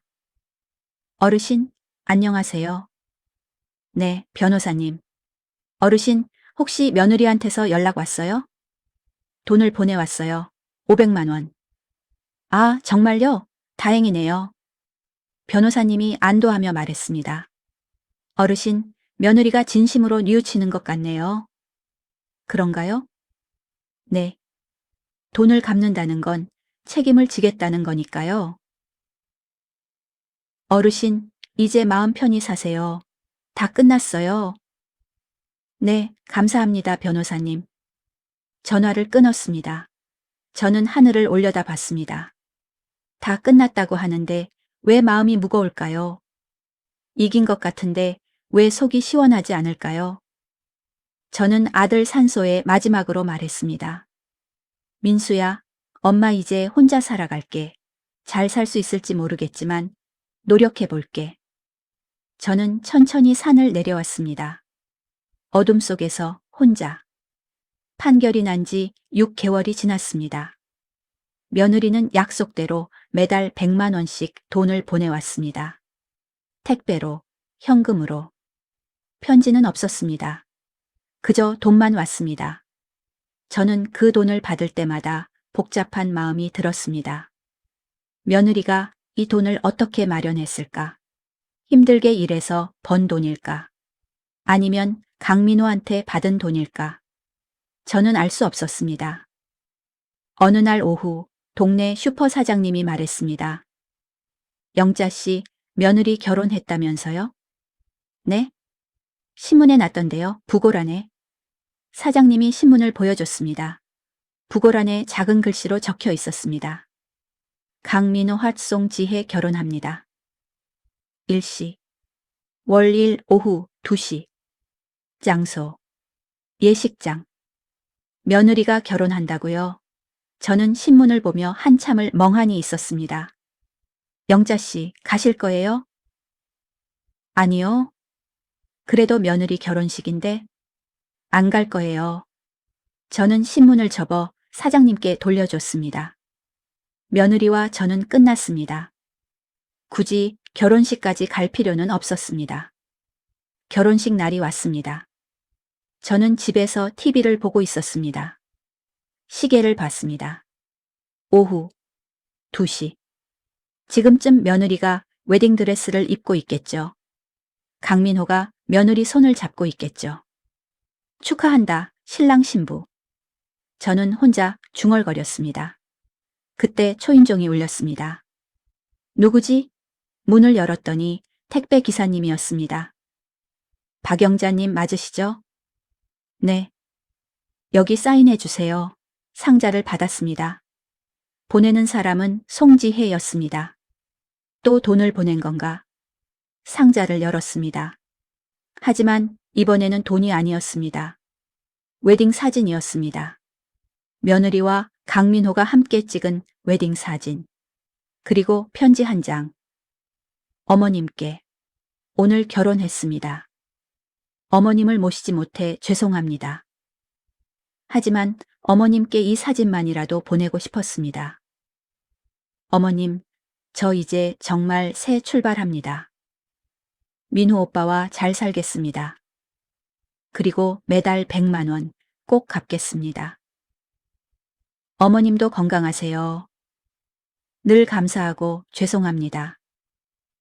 지혜. 저는 편지를 읽으며 눈물이 났습니다. 며느리가 웨딩 사진을 보냈다는 건 아직 저를 생각한다는 뜻 아닐까요? 저는 웨딩 사진을 자세히 봤습니다. 며느리는 환하게 웃고 있었습니다. 행복해 보였습니다. 강민호도 며느리를 다정하게 바라보고 있었습니다. 잘됐다. 저는 진심으로 생각했습니다. 지혜야, 행복해라. 저는 웨딩 사진을 액자에 넣었습니다. 그리고 거실 선반에 놓았습니다. 아들 사진 옆에. 며느리 결혼식이 있던 다음 날, 저는 복지관에 갔습니다. 어르신, 오랜만이세요. 상담사 선생님이 반갑게 맞아주셨습니다. 여기 왜 오셨어요? 자원봉사하고 싶어서요. 자원봉사요? 네. 저처럼 며느리한테 속은 어르신들 많잖아요. 저는 선생님을 보며 말했습니다. 제가 그분들한테 제 경험을 말씀드리고 싶어요. 조심하라고, 혼자 고민하지 말라고. 선생님이 환하게 웃었습니다. 좋은 생각이세요. 어르신 같은 분이 필요했어요. 그럼 언제부터 시작하면 될까요? 다음 주부터 하시죠. 매주 목요일 어떠세요? 좋아요. 저는 복지관을 나오며 생각했습니다. 제가 겪은 일이 헛되지 않게 다른 분들을 도와야겠다고. 다음 주 목요일 저는 복지관 강당에 섰습니다. 어르신 10여 분이 앉아 계셨습니다. 안녕하세요. 저는 박영자라고 합니다. 저는 제 이야기를 시작했습니다. 며느리가 3년간 저를 속인 이야기. 제가 어떻게 증거를 모았는지, 어떻게 법원에서 이겼는지. 어르신들은 고개를 끄덕이며 들으셨습니다. 어르신들, 가족이라고 해서 무조건 믿으면 안 돼요. 저는 힘주어 말했습니다. 이상한 점이 보이면 용기 내서 확인하세요.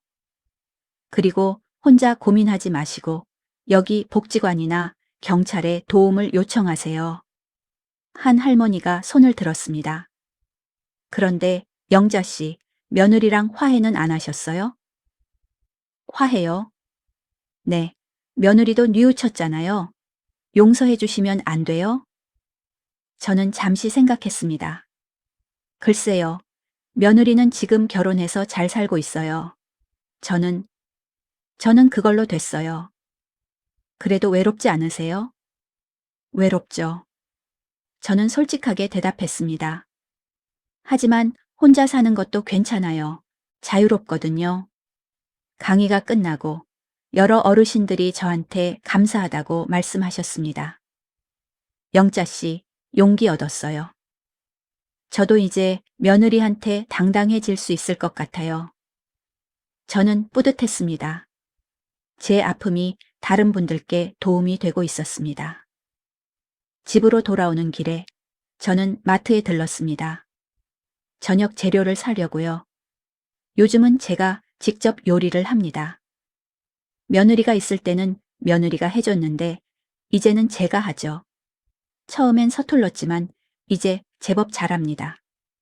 마트에서 채소를 고르는데 누군가 저를 불렀습니다. 어머님, 돌아보니 며느리였습니다. 지혜야? 며느리는 배가 불러 있었습니다. 임신한 것 같았습니다. 어머님, 여기서 뵙네요. 며느리가 조심스럽게 다가왔습니다. 응, 너 임신했구나. 네, 3개월 됐어요. 며느리가 배를 쓰다듬었습니다. 축하한다. 감사합니다, 어머님. 침묵이 흘렀습니다. 며느리가 먼저 입을 열었습니다. 어머님, 웨딩 사진 받으셨어요? 응, 받았어. 예쁘더라. 감사해요. 보내드리고 싶었어요. 어머님, 저 매달 100만 원씩 꼬박꼬박 보내고 있죠? 그래, 잘 받고 있어. 앞으로도 계속 보낼게요. 끝까지요. 며느리가 제 손을 잡으려 했습니다. 하지만 저는 손을 빼었습니다. 지혜야, 우린 이제 남이야. 어머님, 돈만 갚으면 돼. 다른 건 필요 없어. 며느리의 눈에서 눈물이 흘렀습니다. 어머님, 저 정말 죄송해요. 알아. 근데 그걸로 끝이야. 저는 며느리를 지나쳐 걸었습니다. 며느리가 뒤에서 울었지만 저는 돌아보지 않았습니다. 집에 돌아와서 저녁을 먹었습니다. 혼자 먹는 저녁은 쓸쓸했습니다. 하지만 이제 익숙해졌습니다. 저녁을 먹고 설거지를 하고 TV를 봤습니다. 평범한 저녁이었습니다. 밤 10시쯤 잠자리에 들렸는데 문자가 왔습니다. 며느리였습니다. 어머님, 오늘 뵈어서 반가웠어요. 어머님 건강하세요. 지혜. 저는 문자를 읽고 한참을 망설였습니다. 답장을 해야 할까 말아야 할까. 결국 저는 답장하지 않았습니다. 대신 며느리 번호를 차단했습니다. 이제 정말 끝입니다. 그날 밤 저는 아들 꿈을 꿨습니다. 아들이 어렸을 때 초등학교 운동회에서 달리기 하는 꿈이었습니다. 엄마, 나 1등 했어. 아들이 환하게 웃으며 달려왔습니다. 저는 아들을 안아줬습니다. 우리 민수 최고야. 엄마, 사랑해. 엄마도 사랑해. 꿈속에서 저는 행복했습니다. 아들과 함께 있으니까요. 1년이 지났습니다. 며느리는 약속대로 매달 100만 원씩 총 2천만 원을 다 갚았습니다. 마지막 100만 원과 함께 편지가 왔습니다. 어머님께. 이것으로 2천만 원을 모두 갚았습니다. 1년 넘게 걸렸지만 약속을 지켰습니다. 어머님, 정말 죄송했고 감사했습니다. 저는 지난달에 딸을 낳았습니다. 이름은 민서라고 지었습니다. 민수 오빠의 민자를 땄습니다. 민수 오빠를 잊지 않겠다는 의미입니다. 어머님도 건강하시고 행복하세요. 지혜. 저는 편지를 읽으며 눈물이 났습니다. 며느리가 아들 이름을 딸 이름에 넣었다니. 며느리도 아들을 기억하고 있었구나. 저는 편지를 접어 서랍에 넣었습니다. 그리고 생각했습니다. 이제 정말 끝났다고. 에필로그. 그로부터 2년이 더 지났습니다. 저는 복지관에서 자원봉사를 계속했습니다. 노인재산 착취를 당한 어르신들을 상담하고 도왔습니다. 제 경험이 많은 분들께 도움이 됐습니다. 어느 날 복지관에서 강의를 마치고 나오는데 한 여자분이 다가왔습니다. 며느리 엄마였습니다. 영자 씨. 사모님. 오랜만이에요. 며느리 엄마는 많이 늙어 보였습니다. 네. 영자 씨, 커피 한 잔 할 수 있을까요? 저는 잠시 망설이다가 고개를 끄덕였습니다. 근처 카페에 앉았습니다. 며느리 엄마가 말했습니다.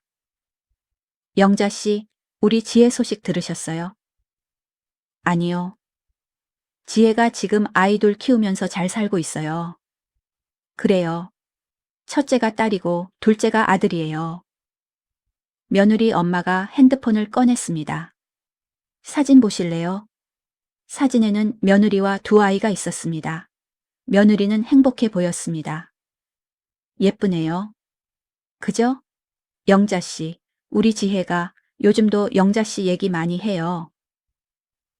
미안하다고, 그립다고. 며느리 엄마가 저를 보며 말했습니다. 영자 씨, 우리 지혜 한 번만 만나주시면 안 될까요? 안 돼요. 영자 씨. 사모님, 지혜랑 저는 끝났어요. 저는 단호하게 말했습니다. 지혜가 잘 살고 있으면 됐어요. 더 이상 만날 필요 없어요. 며느리 엄마는 한참을 저를 보다가 고개를 끄덕였습니다. 알겠어요. 영자 씨 마음 이해해요. 며느리 엄마가 일어섰습니다. 그래도 영자 씨, 언젠가는 용서해 주세요. 지혜도 피해자였어요. 영자 씨도 피해자였고요. 며느리 엄마는 그렇게 말하고 카페를 나갔습니다. 저는 혼자 남아 커피를 마셨습니다. 창밖을 보니 눈이 내리고 있었습니다. 지혜야, 잘 살아라. 저는 속으로 중얼거렸습니다. 넌 내 길을 가고 난 내 길을 갈게. 그날 저녁, 저는 아들 산소에 갔습니다. 눈이 쌓인 산소를 쓸어내고 앉았습니다. 민수야, 지혜가 아이돌 낳았대. 바람이 불었습니다. 잘 살고 있대. 다행이지. 하늘을 보니 별이 빛나고 있었습니다. 민수야, 엄마도 이제 괜찮아. 저는 미소 지었습니다. 혼자 살지만 외롭지 않아. 복지관에서 봉사도 하고 사람들도 만나고 별이 더 밝게 빛났습니다. 엄마 이제 행복해, 진짜로. 저는 아들 산소에 절을 올렸습니다. 그리고 천천히 산을 내려왔습니다. 눈 내리는 밤, 저는 혼자 걸었습니다. 하지만 외롭지 않았습니다. 제 안에 아들이 있었으니까요. 제 안에 3년의 기억이 있었으니까요. 좋았던 기억도, 나빴던 기억도. 그 모든 것이 저를 만들었습니다. 지금의 저를, 강한 저를, 혼자서도 살아갈 수 있는 저를. 저는 집으로 돌아왔습니다. 따뜻한 불을 켜고 차를 한 잔 끓였습니다. 창밖에 눈을 바라보며 차를 마셨습니다. 평화로운 저녁이었습니다. 혼자지만 괜찮은 저녁이었습니다. 며느리는 며느리대로 잘 살고 저는 저대로 잘 살면 되는 거니까요. 그것으로 충분했습니다.